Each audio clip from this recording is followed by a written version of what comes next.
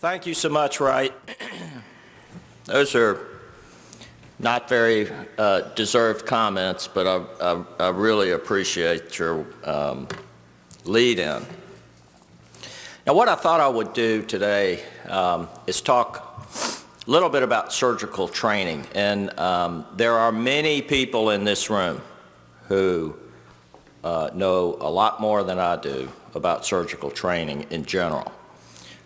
Our interest, though, is in surgical training in specialized areas, which is occurring more and more today. And that's what I'd like to touch on in the next few minutes. This is a large topic, and there are a lot of things about this topic that I'm not going to touch on today, but I want to give a little bit of a overview.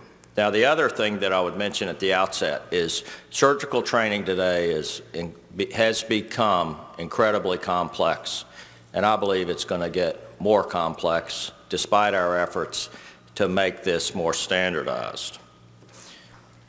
So, before I begin, I would like to thank my family, who've been incredibly supportive throughout my training and surgical career.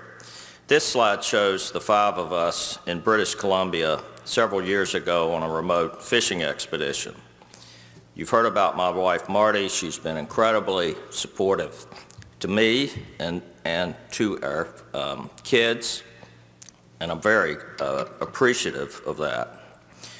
In the middle is Maggie, who, as you heard, was not able to be here today. She's competing in a field hockey weekend division finals in the New England League. Next to Maggie are my 2 sons, Robert and William. 2 years ago, we had a new addition to the family, Ashley Younger, and we are so blessed to have Ashley as a member of our family, and she's here today. As you heard, my parents are both deceased, but they had a major impact on many individuals throughout their lives. This shows them both shortly after my father's return from a 4-year deployment with a forward medical unit in the European theater. This picture we found in one of my mother's scrapbooks detailing the time of his return. One of my parents' strongest beliefs, and you saw this photo earlier, was in staying connected. And they established an annual tradition where we all meet at Edisto Island in South Carolina every summer. And this has occurred now for more than 50 years consecutively. Before my mother's death in 2013, she established a trust which continues to support this tradition, among other things. This picture shows last year's events. I'm very grateful for my brother and 3 of my sisters and their husbands who were able to join us this weekend, as well as one of my nephews and his wife from San Francisco. Now, as you heard, my first major surgical mentor was Dr. John Sawyers. Dr. Sawyers was our department chair and was a very busy clinical and academic surgeon. He had a specialized interest in gastric surgery, but practiced broadly in general surgery, unlike most of us today. In fact, he was the primary donor nephrectomy surgeon for kidney transplantation. He was board certified in thoracic surgery, and he performed endocrine surgery regularly, including adrenalectomy. As you'll see during the course of my discussion, I would say that by and large, those days are gone. But it is interesting to see the transformation that's occurred essentially in one generation. I owe my beginnings to the Western Surgical Association to Dr. Sawyers, and my first meeting in 1994. The year before, as a young faculty member, I approached Dr. Sawyers to ask where I should submit a paper on bile duct injury that I'd put together with Professor Les Blumgart during a year of training in London. Dr. Sawyers thought for a second and then said that I should try for the Western Surgical. I didn't think I had heard him correctly. At the time, I was at Vanderbilt in Nashville, Tennessee, and I later learned there were only 2 members from the state of Tennessee in the Western Surgical. I thought at the time, why in the world would we submit a paper from the East Coast to the Western Surgical Association? But I didn't say a word. The paper was accepted at the meeting, and after I attended, I was very impressed with the camaraderie of a broad group of surgeons with broad interests, even in amongst very specialty-specific areas. And I knew this was an association that I really wanted to stick with if I could. Now, you also saw this slide earlier. I was very fortunate to be able to return to Vanderbilt after my training. What Wright didn't tell you is that my training was essentially in HPB surgery more than transplant surgery. I had gotten some experience in training, but it was pretty limited during my time in London. After about 2 years of being at Vanderbilt, Wright had approached me and asked if I would join their unit. Someone had left. And so I took that on. I never thought I would stay in transplant surgery, but I quickly became interested in the field, gained experience. I mean, this was on-the-job training if there ever was such a thing. And Wright led the unit. He's an incredibly talented surgeon and leader of the group. It's a real privilege for me to have him here introducing me, but I really owe my career to him in large part. I had the opportunity to move to Washington University in 2002, and I'm grateful for the support of many individuals who have helped change and shape my career since that time. 2 of these deserve special mention. Tim Eberlein, our chair, and my boss, who is here today, and Greg Sicard, who was not able to be here today, but has been the chief of general surgery, have implemented novel strategies in patient care, research, and training, which in many ways are unparalleled. They have been a wonderful example and role model for so many at Washington University and beyond. I would point out that Dr. Eberlein has been the editor of the Journal for the American College of Surgeons for the past 11 years. As many here know, we changed our affiliation from the Archives of Surgery to JACS about 6 years ago, and this has been an excellent new addition for our association. And we are highly indebted to Dr. Eberlein for working with the Western Surgical to make this change. You'll hear more about this and hear from Dr. Eberlein this year at our business meeting. Finally, I would like to mention one additional individual, past President Stephen Stain, who you've also seen here with his wife Hyacinth, who we've had the privilege to know since 1990. We've been colleagues at the same institution. We've become close personal friends. His son is our godson, and Stephen has been a wise counselor for our kids as well. Stephen is the current chair of the Residency Review Committee. He's a past chair of the American Board of Surgery. He's very knowledgeable about the inner workings of training in the U.S. and was a great help to me in constructing this talk. Now, these comments are my comments, and some of them, I would say, probably would not be Dr. Stain's comments. So, in the next few minutes, I'd like to discuss what's occurred with surgical training in the U.S. over the last century and where we stand today, and where I think we're headed.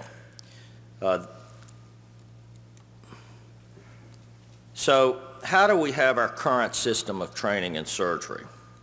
Our current system is based in large part on the system that William Halsted introduced when he assumed the leadership as a surgeon-in-chief at Johns Hopkins Hospital in 1989. Dr. Halsted modeled the Hopkins training program on what he had observed in Europe at the time, especially in Berlin.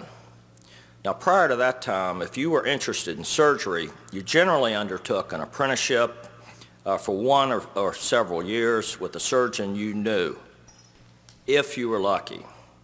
The training was haphazard, and the finished product, most would say, very poor.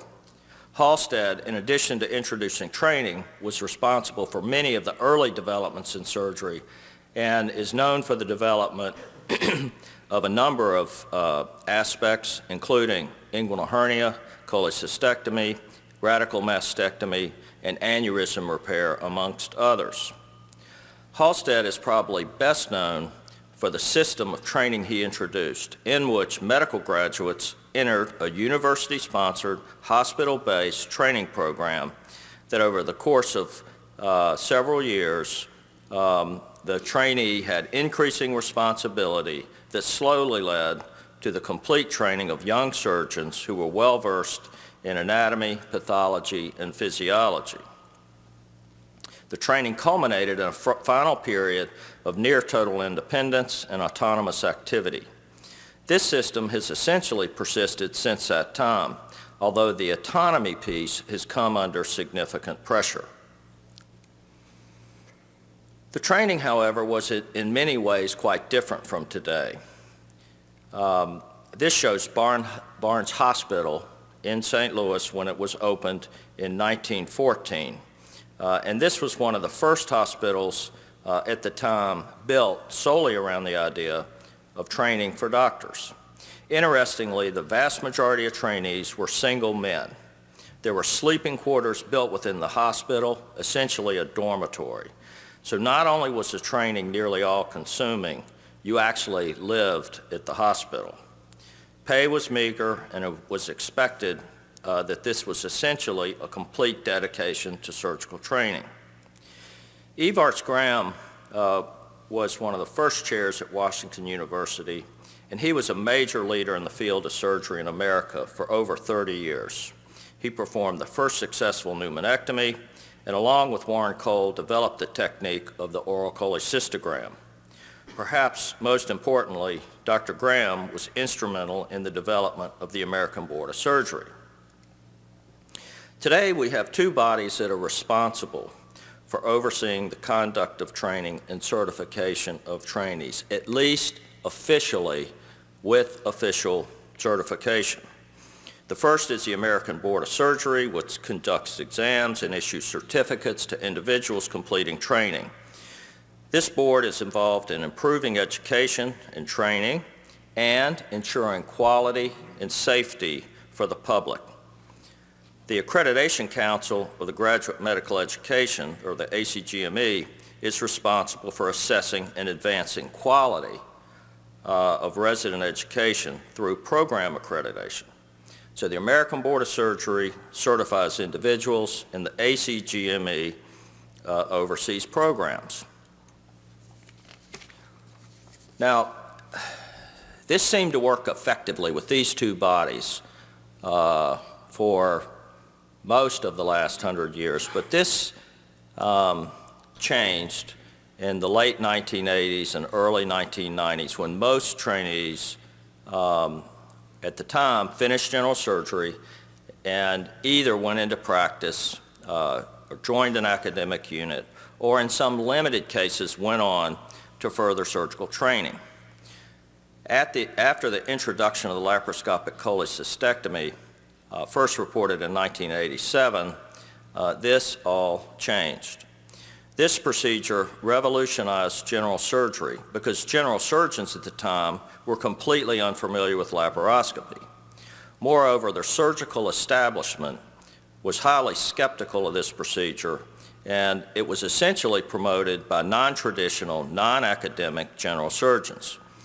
This led to the development of minimally invasive fellowships, and most were not even part of the traditional ACGME structure.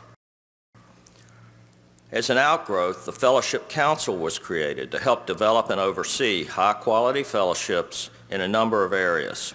In addition to minimally invasive surgery, this included foregut surgery, flexible endoscopy, bariatric surgery, and some components of thoracic and colorectal surgery, as well as HPB surgery. This organization conducts a match, inspects programs, and in some circumstances will issue a certificate of completion of training. Other societies, including the Transplant Society and others, have continued to oversee training in their specific areas, totally separate from the ACGME and the American Board of Surgery.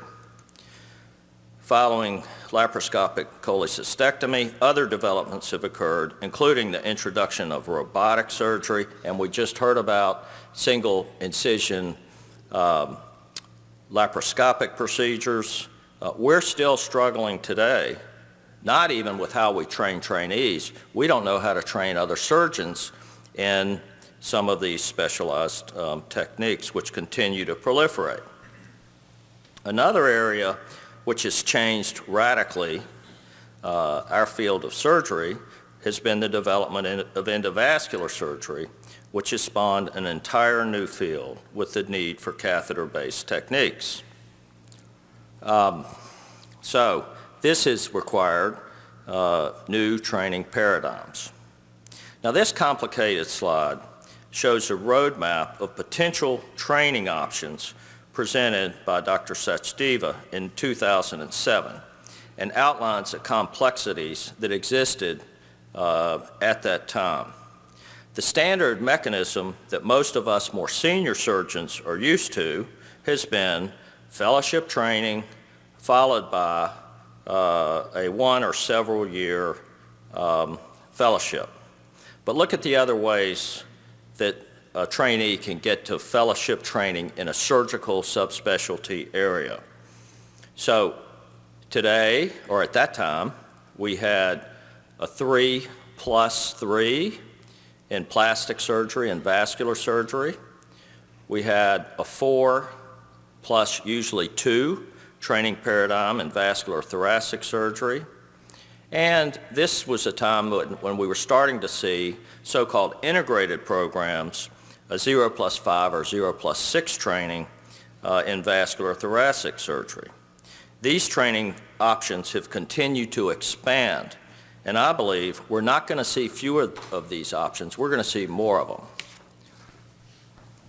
So, today what we see are options for traditional fellowships in plastic, vascular, thoracic surgery. We see early specialization programs and integrated training programs. Now, another factor that's had a big impact on our surgical training has been surgical fellowships. Until the mid-1990s, less than 50% of general surgery trainees went on to fellowship training. Today, more than 80% go on to some subspecialty or super specialized area in surgery. And at least 50% of these fellowships are non-ACGME accredited. Some of these non-ACGME fellowships lack certification. Today, board certification is only available from the American Board of Surgery, and the ABS only recognizes training under the auspices of the ACGME. Additionally, this fellowship training is only available, or certification is only available for U.S.-trained general surgery candidates. So what's happened in the last 20 years? So on the left, you can see the training that I and most of the individuals in this room received, where as part of your training there was a broad internship with graduated responsibility, there was continuity of care, there was chief resident year, and there was supervision during the training, teaching cases and independent supervision of indigent patients and more junior trainees. Today, there's less specialty rotations, there's less resident presence, we have work hour restrictions. Many hospitals have a float system, so the continuity of care is not the same. Having teaching assistant cases is disappearing, and it may completely disappear. And that's led to the loss of autonomy in training. These are real problem areas. In several years ago, Samar Matar, who I happened to train with at Vanderbilt, conducted a survey of training program directors in MIS surgery, and this was presented at the American Surgical Association in 2012. And what Dr. Matar found was that, well, first there was a 63% response rate. What he found from program directors is they felt 21% of candidates were unprepared for the operating room, almost 40% lacked patient ownership, 30% were felt to not be able to independently perform a laparoscopic cholecystectomy, pretty basic procedure for someone finishing general surgery, and that 66% were felt to not be able to operate unsupervised for 30 minutes after a major case. So these are individuals who should be ready to go to practice. So what has this and other phenomena led to? Well, that's fellowship training. So one of the things that I would put forward is that more specialized or super specialized interest is probably a good idea. John Berkmeyer reported in the New England Journal in 2003 results of investigation looking at patient outcomes. So he looked at almost 500,000 Medicare claims from one of 8 operative procedures. So this is for 4 vascular surgery case areas and 4 cancer surgery case areas across the U.S. over a 2-year period. And what he looked at was the relationship between operative mortality and surgeon volume. And what he found was that in every instance, surgeons at higher volume hospitals and higher volume surgeons had significantly improved outcomes compared to low volume surgeons. So being focused in a specialized area, doing more cases of a specific type in those 8 categories was associated with significantly improved outcomes. And so this is better for our patients, but it's also what our trainees are looking for. They want focus in specialized areas. 2 years ago, Clive Grant presented essentially his entire presidential address on the topic of our trainees.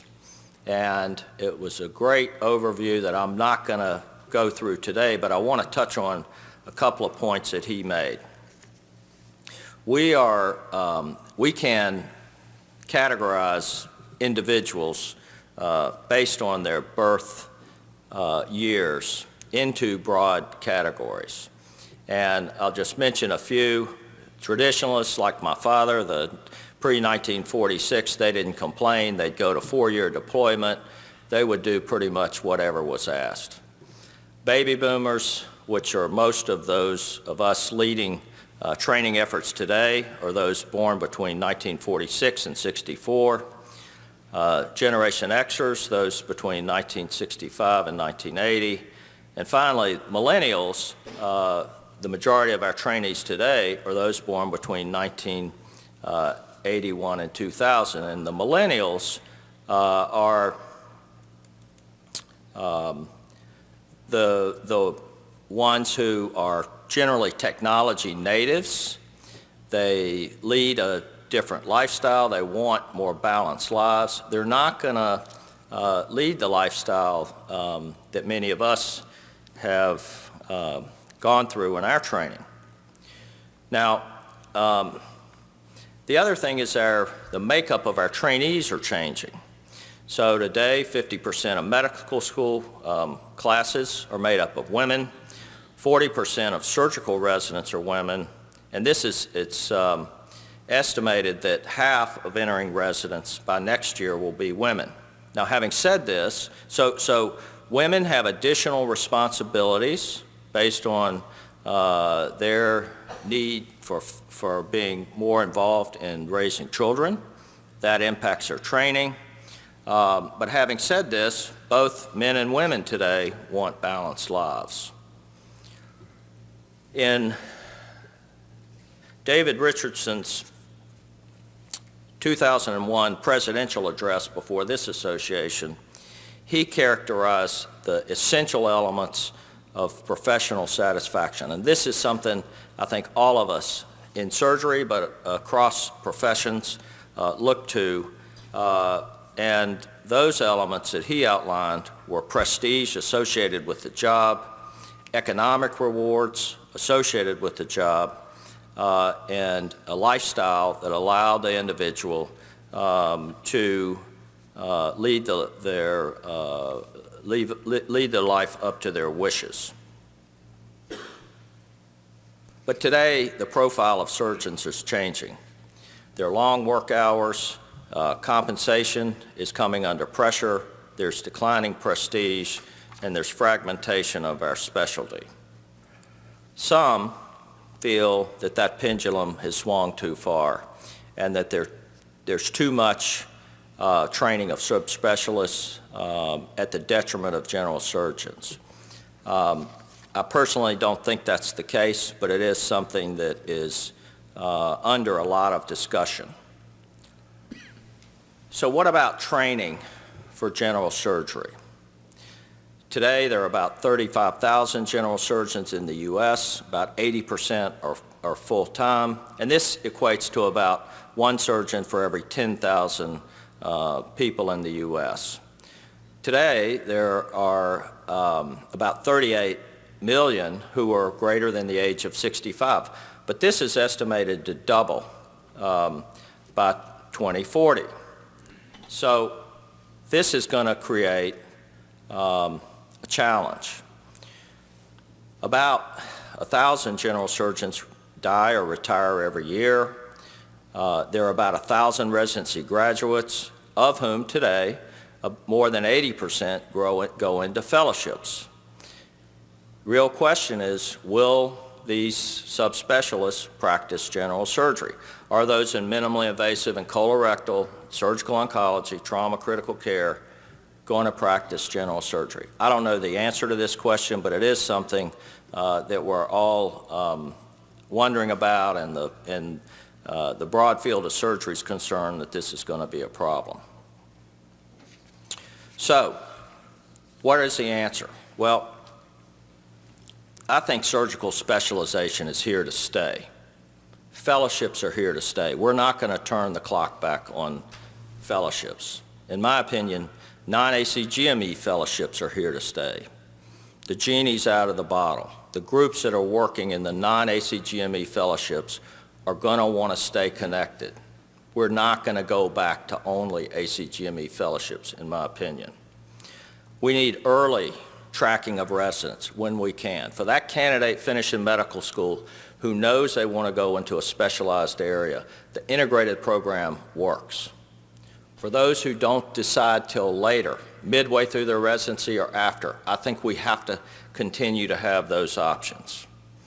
Potentially, we can shorten basic surgical training for programs and individuals who meet the metrics. I don't think it's going to be easily possible to shorten training across the board. And one big question is, are we training general surgeons for practice, or are we training general surgeons for fellowship, including fellowship in general surgery? So we've created a number of new programs for surgical training. There's early specialization programs. I mentioned the ESPs. The American Board of Surgery has included that since 2005. There's now a primary vascular certificate. There's flexibility in training where in the last 3 years, candidates can focus on specialized areas as part of their general surgery training. Finally, there's a flexibility in surgical training, the FISC Consortium, that was put together in 2014 to help enhance those efforts. And here's an example of the ESP program. The first 4 years, kind of the core general surgery, followed by 2 years of fellowship. What about flexibility in training? So this allows for different rotations for residents in the last 3 years, and essentially allows residents to tailor their residency for the individual candidate's interest. You have to meet minimum program requirements. This is something that's been put in place across the board. This is up to the program director. It is complicated. The program director has to tailor-make the training for the candidate. And here's an example. Last 3 years, a candidate can do focused experience in specialized areas of general surgery. So we've put this in place at Washington University. So we've recently been approved for 4+2 training, which combines this flexibility program with standard fellowship for general surgery and transplant surgery. This hasn't been done before. This is the first candidate approved. I think it's going to work. At the end of this, the candidate is going to be eligible for standard general surgery board certification along with ASTS transplant certification, as long as the candidate meets the requirements of both programs. So, transplant training and HPB training, they are very new entities. We haven't been training in these areas for even 10 years. This is our 2-year transplant training group. I'd point out Magella Doyle. She was one of our first candidates. She's our program director now. She's done a terrific job helping to organize our more tailor-made program. So we established a 2-year transplant program and a 1-year HPB fellowship program. So this is the non-transplant HPB piece. So our candidates can stay 2 years, get their transplant fellowship. They can do a 1-year HPB fellowship. The candidates get certification from each of their societies. Because the transplant candidates we have are interested in HPB and vice versa, we established a swap. So for 2 to 3 months, the transplant and HPB fellows swap onto the other core group. In addition, we established a 1-month swap for our transplant candidate with Sloan Kettering, because they had the same interest. Their candidates wanted to get transplant experience. They come to St. Louis. Our candidate goes to New York. Now, our transplant candidates get an HPB certificate and an ASTS transplant certificate. It's complicated, but it's what the candidates want. It's been incredibly attractive for training. What about the American Board of Surgery? So the American Board of Surgery is committed to a redesign, and the current discussions are to try to set up a 4+2 formally across the board. This would be a competency-based training system. Candidates have to meet certain metrics in their training. We'll have to have an enhanced surgical experience to shorten that training. And there's going to have to be faculty to development to make this work, if it can. So this would lead to early specialization across specialties, vascular, thoracic, pediatric, including the non-ACGME approved programs. There is a request and a public comment now open through January to allow for the American Board of Surgery to provide recognition certificates of some type for non-ACGME fellowships. We'll have to see whether that passes. I think it's critical for our program training. There are a number of roadblocks to making these changes. First, hospital funding for GME. There are many community programs who train very well, but who may not have established fellowships. So how are we going to go to a 4+2 for those programs? International trainees, as I've mentioned. Some areas like transplant surgery, half the trainees are international. They're not going to be able to sit for certification, at least not today. What about the non-ACGME programs? What about billing? And this tailored training is, admittedly, a nightmare for the program director. So just to touch on a few of these points, in 1997, funding for training was frozen at the 1997 level, and positions were reimbursed since that time as part of the Medicare cost report. This only applies to ACGME programs, but hospitals are receiving funding for their trainees. And if we say today, tomorrow, next year, you're only going to get paid for 4 years of training, not 5, what happens to those hospitals? What happens to those candidates? Who's going to pay for their fellowship training? It's not going to be covered under the standard GME allocation.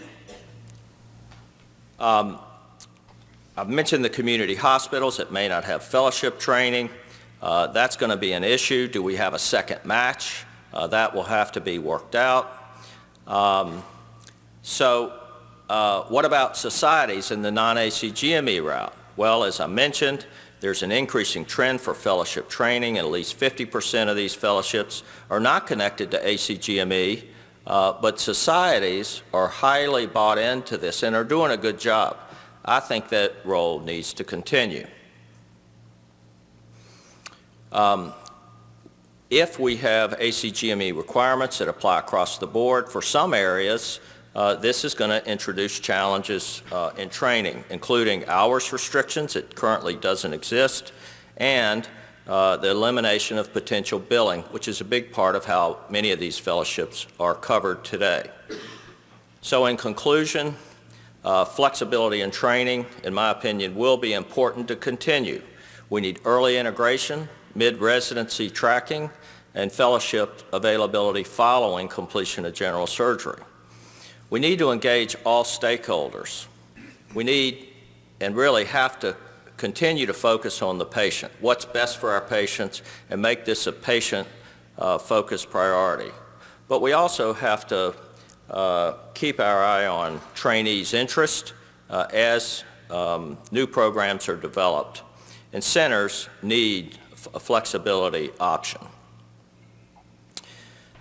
Last week, we celebrated the 50-year anniversary of the St. Louis Arch. St. Louis is known as the gateway to the West and a city of opportunity. Perhaps the best-known St. Louisan is Charles Lindbergh, known for his transatlantic flight in 1927. Now, what's not remembered very well is what else Charles Lindbergh did. He took the opportunity from that success to partner with Alexis Carrel. This shows Lindbergh and Carrel on Time magazine's cover. Now, he was on Time magazine's cover 3 times. Most people aren't ever going to be on Time magazine cover once, let alone 3 times. So Lindbergh took that opportunity to work with Alexis Carrel and develop a pump perfusion system, which is a predecessor to what we use for organ perfusion today. The 3rd time Lindbergh was on the cover was after the tragic death of his infant son who was kidnapped. Now, Lindbergh took the opportunity to leverage new areas, and I think we have an opportunity to leverage improvements in training for our trainees. Now, the last thing I'd like to mention is a special word of thanks to Noni and the group from LP. Noni, who's probably known to almost all in this room, started with the Western Surgical Association in 1995. 3 years ago, I was in a leadership role with another, actually larger association for whom the management company had committed some serious fiscal irregularities. And on almost no notice, we needed a new management company. We took bids. Noni and her group won the bid effort. They came in with almost no notice and turned our group around. And that totally separate from being here, has made me really appreciate the work that she does. So please take the opportunity to thank Noni and her team for all the work they do. I'm going to stop here today. Thank you.